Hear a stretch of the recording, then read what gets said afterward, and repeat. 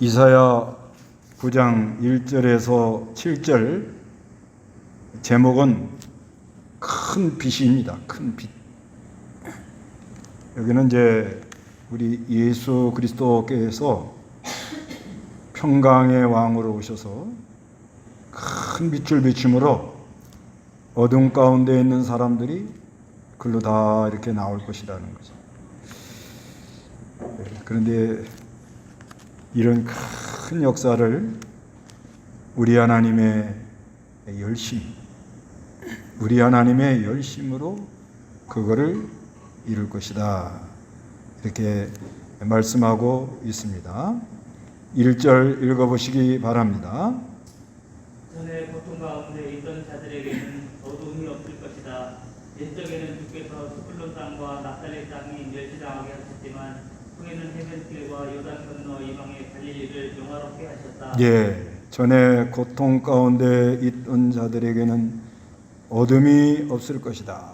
사람들이 고통 가운데 살아가고 있는데 이제 그리스도가 오심으로 이제 예언적으로 말하는데 그건 확실하게 온다 이렇게 말하고 있는 거예요. 예언적 완료 상태로 말해요. 그러니까 예언적으로 얘기하지만 그건 꼭 이룰 거다. 그래서 고통 가운데 있는 자들에게는 어둠이 없을 것이다. 그리스도 안에서 고통이 다 물러가고 어둠이 없어지고요. 옛적에는 주께서 스불론 땅, 이건 갈릴리 서쪽입니다.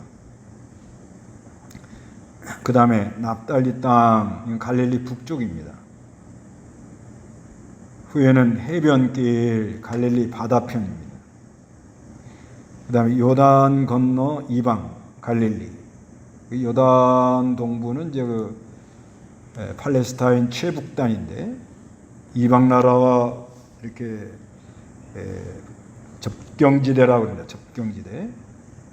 그래서 이방 나라들이 많이 이렇게 내려와 있기 하고 이렇게 섞여 있기 때문에 이방의 갈릴리를 영화롭게 하신다. 그러니까 이건 갈릴리에서부터 이제 복음을 전파한다. 그렇게 말씀하는 거예요. 여기 이제 마가복음 1장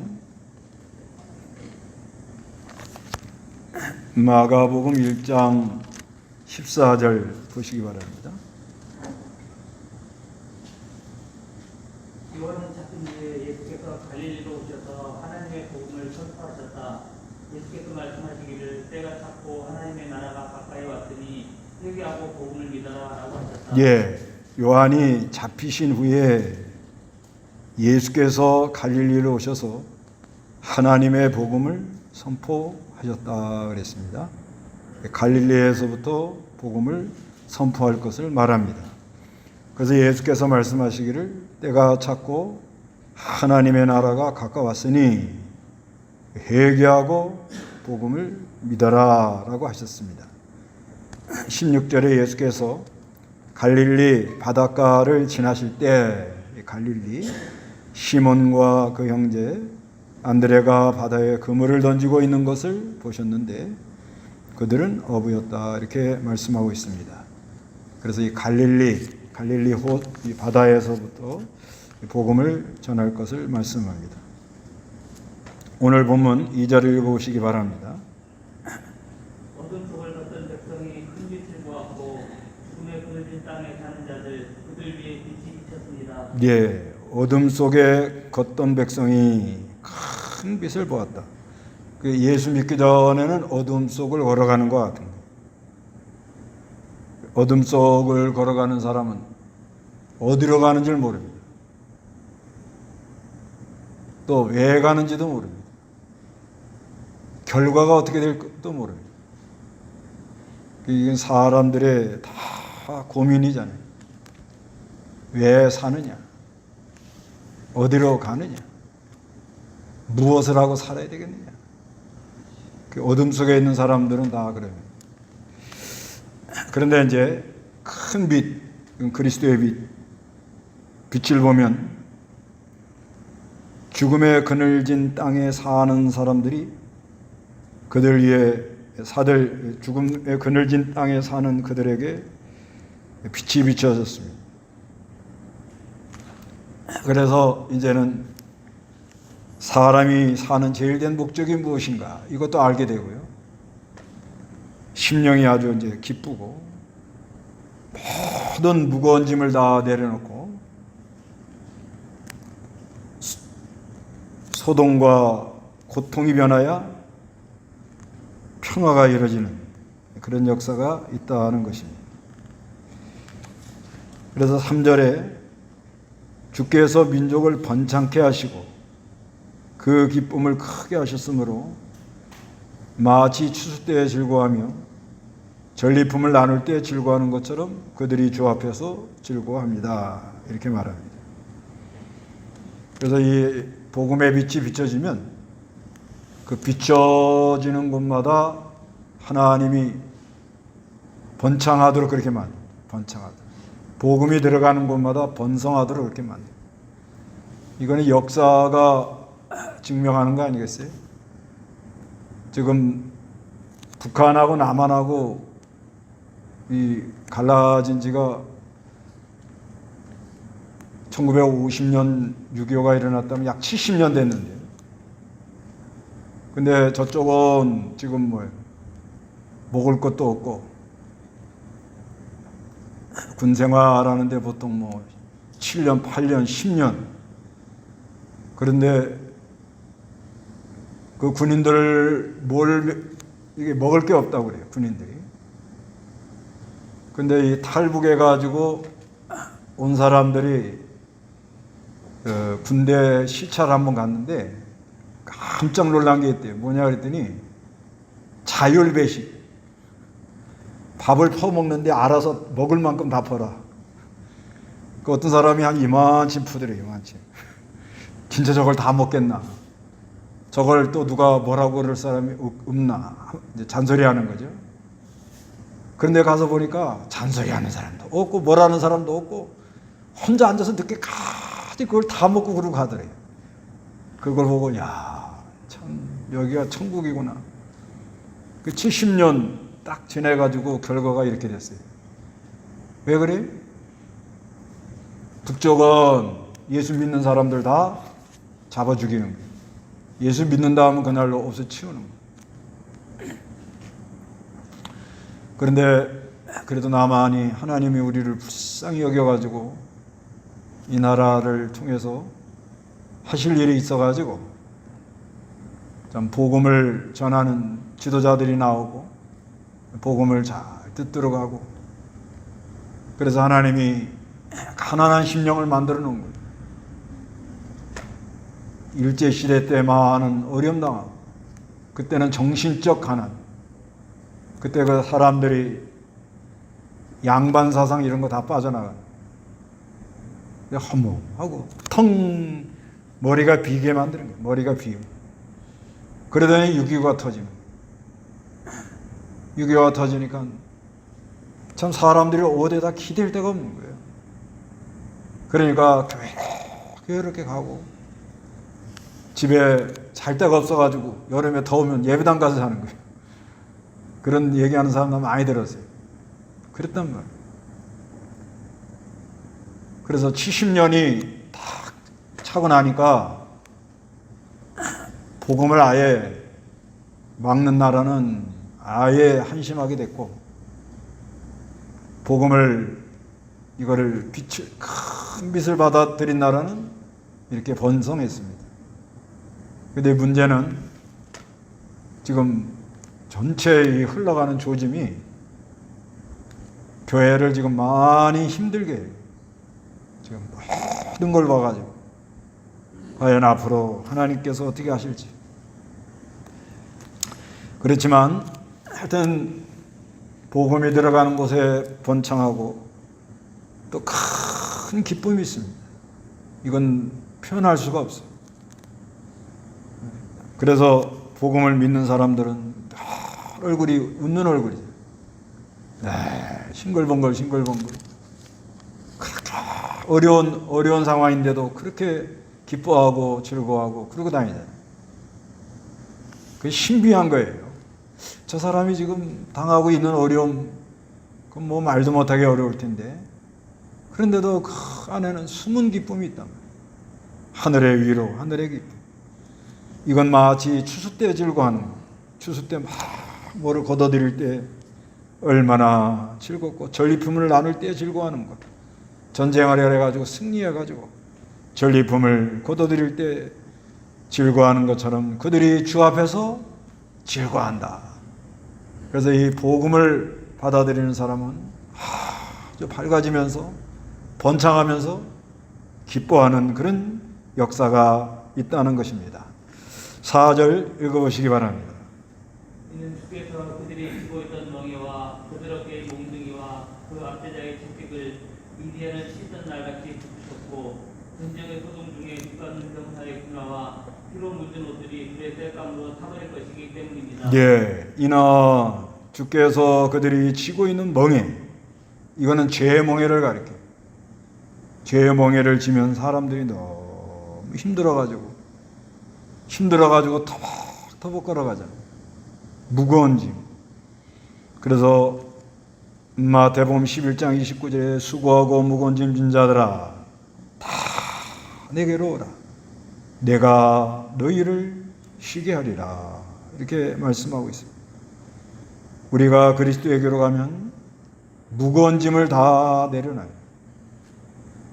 그 예수님께 몇 개 놨다가 도로 찾아오지 마세요. 그냥 몇 개 넣으면 그걸 끝이에요. 다 맡으세요. 가정 문제, 자녀 문제, 뭐 직장의 여러 문제, 교회 문제, 나라 문제까지도 하나님께 다 맡기세요. 멍에. 그 다음에는 이제는 주님이 주는 멍에. 근데 멍에가 달라요. 그 주님이 주는 멍에는 아주 쉽고 가볍다 이렇게 말씀하고 있습니다. 매긴 매야 돼요.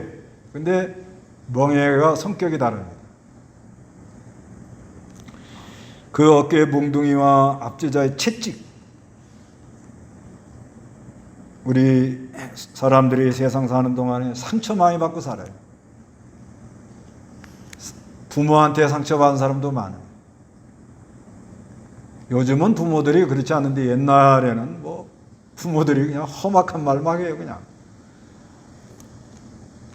그래도 나 잘 되라고 그랬겠지 하고 넘어가지만 그게 남아요. 사람이 그 인격 형성되는데 부모 영향이 엄청나잖아요. 부모 사랑을 많이 받고 큰 사람이 사랑할 줄 알아요. 그건 속일 수가 없어요. 근데 부모한테 많이 채찍 맞은 사람, 아주 그냥 자식을 고문을 가하는 거예요. 채찍을 많이 맞은 사람, 그런 사람 어려움이 많아요. 또 실제로 압제자들한테 채찍 맞는 사람, 옛날 군사 독재 때 붙들려 가가지고 채찍 맞은 사람들, 그런 사람들 많아요. 그런데 미디안 나를 쳐부시는 것처럼 쳐부신다. 이건 미디안 말이에요. 기드온 300명 용사가 미디안 군대를 쳐부시죠. 그런 것처럼 그리스도로 말미암아 압제자의 채찍을 쳐부시고, 5절에 전쟁의 소동 중에 짓밟는 병사의 군화와 피로 물든 옷들이 불의 땔감으로 타버릴 것이기 때문이다. 그리스도로 말미암아 전쟁이 멈추고 분쟁이 다 멈추고 평화가 온다는 것을 말하고 있습니다. 이런 나라가 오기를 우리는 늘 소원하죠. 늘 소원하고 늘 우리가 기다립니다. 그래서 이제 6절 읽어보시기 바랍니다. 한 아기가 우리를 위해 태어났고 한 아들을 우리에게 주셨는데 그 어깨 위에 통치권이 있으며 그 이름은 위대한 상담자라 전능하신 하나님이라 영존하시는 아버지라 평강의 왕이라 불릴 것이다. 예, 한 아기가 우리를 위하여 태어났고 한 아들을 우리에게 주셨는데 그 어깨에는 통치권이 있으며 그 이름은 위대한 상담자라 전능하신 아버지 하나님이라 영존하시는 아버지라. 하나의 그리스도입니다. 그리스도가 우리를 위해 태어났고 한 아들을 우리에게 주셨는데 그 어깨 위에 통치권이 있다. 우리 하나님이 통치한다고 믿으세요. 하나님이 통치합니다. 계시록 그 맨 마지막에 가가지고 고백하는 거예요. 고백. 누가 통치해? 하나님이 다스린다. 요한계시록 19장 6절. 또 내가 많은 우리의 소리 같고 많은 우리의 소리 같으며 강한 우리의 소리 같은 것을 들었는데 그 소리들이 말하였다. 할렐루야, 주 우리 하나님 곧 전능하신 분께서 다스리신다. 예. 여기 6절에 또 내가 많은 무리의 소리 같고 많은 무리의 소리 같으며 강한 우레 같은 것을 들었는데 그 소리들이 말하였다. 할렐루야, 저 우리 하나님 곧 전능하신 분께서 다스린다. 우리 하나님이 통치하는 걸 믿으세요. 좀 일이 안 되는 것 같아도요, 그것도 하나님이 통치해서 더 협력하여 선을 이룰 걸 믿으세요. 안 되는 것 같아서 잘 되도록 그렇게 합니다. 소망을 갖는. 요즘 교회들이 많이들 좀 어렵잖아요. 그러면 기도들을 하겠습니까? 안 하겠습니까?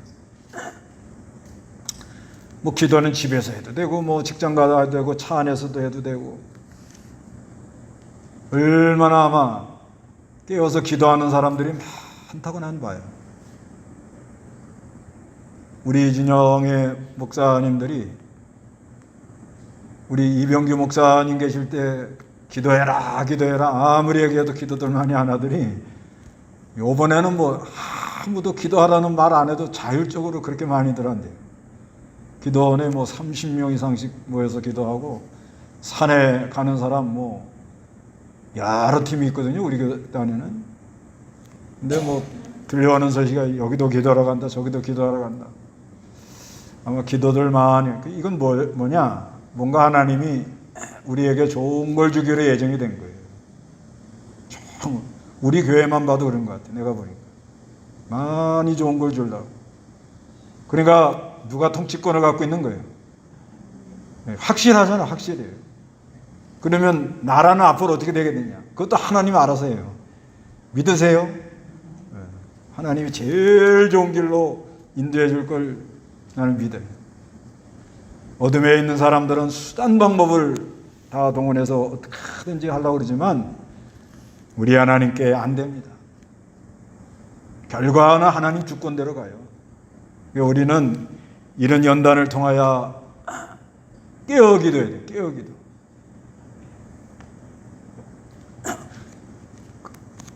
그 사람들 왔다 갔습니까? 공무원들 왔다 갔어요? 안 왔어요?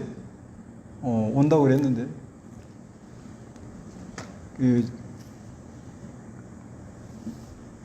교회를 그냥 근데 그 이제 하여튼 조심들 하셔야 되는데, 하여튼 뭐 그분도 다 자기 할 일이 있으니까 그렇게 하고 있죠.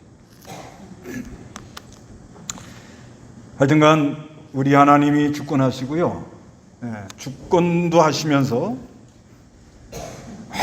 어느 나라든지 그래요.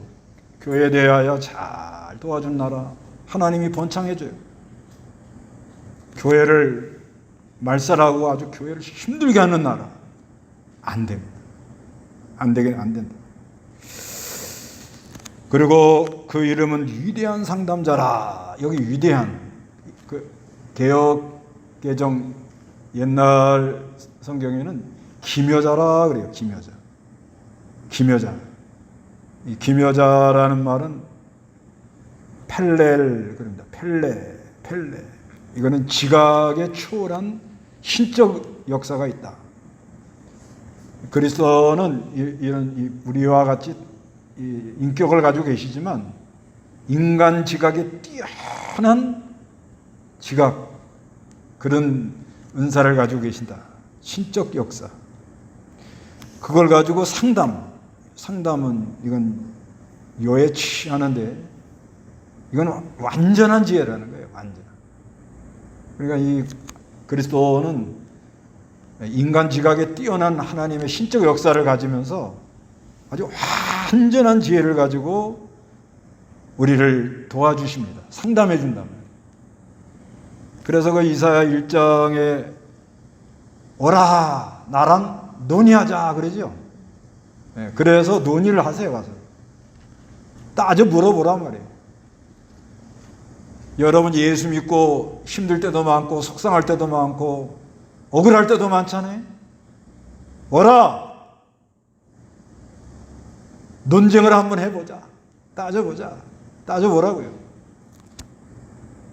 따져보면 위대한 상담자가 다 해결해 준다는 거예요. 위대한 상담자가 성령과 진리와 영감으로 깨닫게 해주는 거예요. 깨닫게 해줘. 이런 분이라는 걸 우리가 참 이분을 모시고 살아요. 우리에게는 위대한 상담자가 있는 걸 믿으세요. 예. 옛날 성경은 기묘자라, 모사라 이렇게 나눴었는데 여기는 이제 위대한 상담자, 신적 능력을 가지고 인간 지각에 뛰어난 신적 능력을 가지고 우리를 상담하시는 분이다. 이분은 전능한 하나님이다. 전지전능, 영존하는 아버지라. 평강의 왕이라. 이건 다윗의 왕통으로 온다는 거예요. 다윗의 위, 다윗의 왕통. 다윗에게 약속한 것, 사무엘하 7장 13절에 있죠. 너의 나라가 영원하다. 너의 왕통으로 그리스도가 온다. 그 약속을 했는데 그대로 왔다는 거예요. 그대로 오는데 이분이 와가지고 뭘 하느냐? 누가복음 2장 14절에 뭐라 그러죠? 그리스도가 오심으로 지극히 높은 곳에는 하나님께 영광, 땅에 기뻐하심을 입은 자들에게는 평화가 있으리로다. 이걸 하러 오셨다는 것입니다. 7절에 그의 통치력은 확대되고 평화는 끝이 없어요. 다윗의 보좌에 앉아서 나오죠? 다윗의 보좌. 이게 이제 사무엘하 7장 13절에 있는 거예요. 그 나라를 굳게 세우고 지금부터 영원까지 정의와 공의로 그거를 보잖아요. 정의와 공의. 그러니까 이 정의와 공의는 아무나 쓰는 게 아니고 그리스도로 말미암아 된다 이 말이에요. 그 정의와 공의는 그리스도로 말미암아. 그럼 우리는 어떻게 정의와 공의를 행하느냐? 붙어서 연합해서 하는 거예요. 근데 예수 안 믿는 사람이 정의와 공의를 얘기하면 저건 속인다 이렇게 생각하세요. 그건 안 돼요. 될 수가 없어요. 근데 예수 믿는 사람들은 정의와 공의를 흉내를 낼 수가 있어요. 흉내 하는 척 하는 거죠. 실제는 그리스도로 말미암아 된다. 그런데 만군의 여호와의 열심히 이 일을 이룰 것이다. 이렇게 말씀해요. 이 모든 것을 누가 이룬다고요? 만군의 여호와. 만군의 여호와의 뭐요? 열심히 이것을 이룰 것이다. 이렇게 말씀하는 거예요. 그래서 이 그리스도를 이제 보낸다는 건데요. 이게 이제 오늘 본문은 이제 그리스도를 보내는데 그리스도가 이렇게 오므로 어둠 가운데 있는 데가 이제 빛이 비춰질 것을 말하는 거예요. 그 비춰지면은 사람들이 뭐 기쁘고 번창하며 아주 기쁘고 즐겁고 모든 무거운 멍에 또 맞은 채찍, 상처 이런 걸 다 치유하고 평화를 하나님이 허락해 주겠다는 거예요. 그래서 이 아이는 통치자, 위대한 상담자, 전능한 하나님, 영존하신 아버지. 그래서 이 평강의 왕으로 정의와 공의를 이뤄가는 분인데 이걸 누가 하냐? 누가 해요? 그리스도를 누가 보낸다고요? 하나님의 열심. 하나님의 열심이 이걸 한다는 겁니다. 그 37장 32절에도 보세요. 이사야 37장 32절. 이는 예루살렘에서 남은 자가 나오고 시온산에서 피한 자들이 나올 것이기 때문입니다. 만군의 여호와의 열심이 이 일을 이룰 것입니다. 예, 이거는 남은 자에 대한 얘기라. 남은 자, 이건 택한 백성들이 돌아온다 이 말인데. 그러면서 하는 말씀인데, 이는 예루살렘에서 남은 자가 나오고 시온산에서 피한 자들이 나올 것이기 때문이다. 만군의 여호와의 열심히 이 일을 이룰 것이다. 이건 이제 무슨 말씀인가 하면, 이게 남은 자가 돌아오는 것 전혀 사람 생각으로는 불가능할 것 같다는 거예요. 붙들려 가가지고 이제 다들 포로되고 고통당하고 뭐 이제 아예 그냥 싹 다 불태우고 끝난 것 같다는 거예요. 그런데 그 안에서 남은 자가 있어가지고 거기서 하나님께로 돌아오는 사람들이 있습니다. 이거 누가 아니냐? 누가 그래?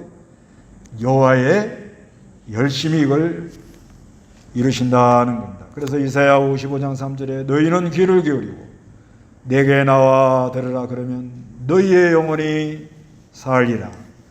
내가 너희에게 영원한 언약을 세우니, 내가 너희에게 영원한 언약을 세우리니 곧 다윗에게 허락한 확실한 은혜이다. 이렇게 말하고 있습니다.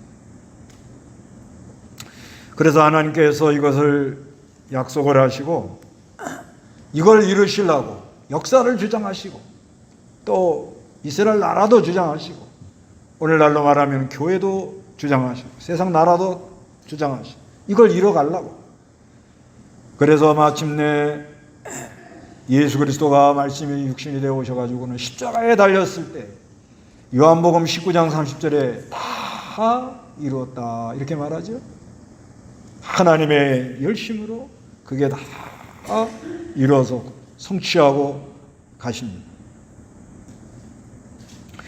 그래서 이 하나님의 열심, 그 하나님의 열심, 그래서 예수를 믿고 그 하나님의 열심을 깨달은 사람, 그러니까 그 하나님의 열심에 접붙임 당한 사람, 거기에 전염된 사람, 그 사람도 열심히 하더라 이 말.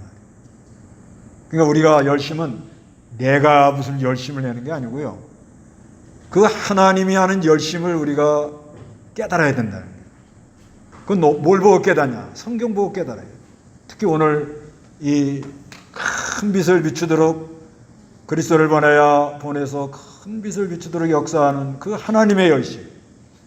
그래서 마침내 죄의 사슬을 다 끊고 무거운 멍에를 다 벗어뜨리고 마귀 역사를 다 누르고 이분은 평강의 왕으로 평화의 왕으로 그래서 이 사랑하는 백성들이 어렵고 고통당할 때 주권적으로 통치하시면서 위대한 상담을 하면서 인도해 가는 거예요. 사람을 통해서 하기도 하고 당신이 천사를 통해서 하기도 하고 그래서 하나님이 힘을 가지고 이렇게 막 지금도 막 역사를 이루고 있는 거예요. 지금도 코로나로 이렇게 모이진 못해도 우리 하나님 열심은 더 열심히 우리 하나님 열심은 더 열심히요. 그러니까 외부적으로는 뭐 코로나 때문에 뭐 모일 수가 없다, 뭐 어렵다, 뭐 방해하는 세력이 많다 이럴 것 같지만 그 하나님의 열심을 느낀 사람, 깨달은 사람, 그 하나님이 이런 가운데도 이 택한 백성을 구원해내면서 어떻게 하든지 교회를 정결케 하면서 또 안 믿는 사람을 믿게 하고 믿고 좀 나태한 사람을 깨어나게 하면서 하나님 열심이 더 열심히. 이제 이건 참 이게 요즘 자영업자 이분들 제가 할 말은 아닌데 우리나라가 OECD가 자영업자가 평균 10%래요. 10%. 근데 우리나라는 25%예요. 왜 25%가 되는가 하면 할 게 그것밖에 없으니까. 그러니까 이게 이제 아주 대기업, 아주 그 하이클래스 있는 사람은 그냥 위로 올라가 버렸고 올라가다가 안 된 사람 미끄러졌어요. 그러다 보면 소자본 가지고 할 건 뭐예요? 치킨집밖에 없습니다. 근데 이제 그것마저 문 닫게 생겼다는 거예요. 그러니까 사람들이 지금 뭐라 그래요? 그냥 살려주세요. 더 얘기를 못 하잖아요. 그래도 하나님이 거기서 하늘 일이 있다 나는 이렇게 보는 거예요. 그 안에 택한 백성이 있다면 예, 다 어려운 가운데 다 뭐 조금 중산층 살다가 이 맛을 안 보면 몰라도요. 쉽게 말해서 집이 뭐 한 40평 되는데 살았다. 그러다가 또 줄였어요. 어려워가지고. 줄여가지고 또 그거 가지고 뭘 하다가 완장해서 이제 새빵살이 내려가면 자살률이 지금요 하루에 35명씩 돌아가신다. 우리나라가 하루에 돌아가시는 분들이 700명이래요. 평균. 근데 지금 코로나로 돌아가신 분은 3명. 4명에서 1명 또 내려왔어. 코로나 바이러스 이 델타 바이러스가 이 감염 전파력은 굉장히 강한데 그 왜 강하냐 했더니 지도 살라고 너무 강해가지고 숙주들이 다 죽어버리면 지가 갈 데가 없잖아요. 그러니까 지도 살라고 전파력은 강한데 숙주를 죽이지는 않는데 치명률은 아주 적어진대요. 그래서 그 백신을 왜 맞아야 되느냐? 이게 마치 감기처럼 돌아다니는데 감기하고 다른 게 뭐냐면 바이러스는 중증으로 넘어간답니다. 그 중증으로 못 넘어가게 하는 게 백신이라. 그 백신은 맞아야 된대. 그 백신 맞으면 중증으로 넘어가지 않는데. 그러면 치명률이 점점 줄어가지고 요즘은 하루에 3분씩 돌아가신대. 근데 자살은 몇 명 한다고 지금요? 35명. 왜 자살해요? 빈대 잡다가 초가상간 태우는 격이라. 코로나 맞는다 그러다가 뭘 죽여요 지금? 생사람을 잡는 거예요. 생사람을 지금 이런 상황이 되어버렸어요. 이거 이제 좀 바뀌어야 될 것 같아요. 그건 뭐 이제 나도 연구하겠지. 그런 가운데 남은 자, 착한 백성이 있다면 하나님께로 돌아올 거란 말이에요. 그런데 그 전에 또 교회를 나가다가 부모들, 할머니들의 기도로 교회 나가다가 나 대하고 돈 좀 벌고 잘 살아본다고 막 돈만 따라가던 사람이 하나님이 걷어가니까 전부여 의지하소서 손들고 옵니다. 주 나를 받게 하면 내가 어디로 가오리까. 그러다가 그렇게 돌아올 사람도 있을 거란 말이에요. 돌아만 오면 우리 하나님이 기쁨을 주십니다. 번창하게 해주십니다. 위로가 옵니다. 멍에를 내려놓습니다. 하나님이 주권하고 하나님이 위대한 상담자가 되어집니다. 그리고 전능한 하나님이 지금보다 더 나은 길로 그 사람을 인도해 줄 걸 믿습니다. 우리 하나님이 열심이죠. 이 열심을 아는 사람은 그래서 고린도 후서 11장 2절에 내가 하나님의 열심으로 너희를 위하여 열심을 내고 있다. 이건 바울이 하는 말이에요. 내가 하나님의 열심으로 너희를 위하여 열심을 내고 있으니 나는 너희를 정결한 처녀로 한 남편인 그리스도에게로 드리려고 정언시켰다. 그래서 우리의 열심은 하나님의 열심에 접붙임이 당해서 어떻게 해요? 열심히 갑니다. 그런데 열심히 하는 사람을 보면 옆에 사람이 분발을 해요. 이거는 고린도 후서 9장 2절. 성도의 열심이 다른 사람들을 분발하게 했다 그래요. 분발. 그러니까 이런 어려운 상황이라도 우리는 하나님의 열심을 느끼시기 바랍니다. 우리 하나님은 열심히 합니다. 이런다고 구원 역사가 중단되거나 하나님의 일이 안 되는 게 아니에요. 더 하나님은 열심히. 그래서 그 하나님의 열심을 믿음의 눈으로 본 사람은 열심히 하는 거예요. 그 하나님의 열심으로 열심을 내는데 그 열심 내는 것이 다른 사람들에게 보여. 야, 우리도 열심히 해야 되겠다. 그런 은혜가 여러분에게 있으시기를 바랍니다. 다 같이 기도하겠습니다.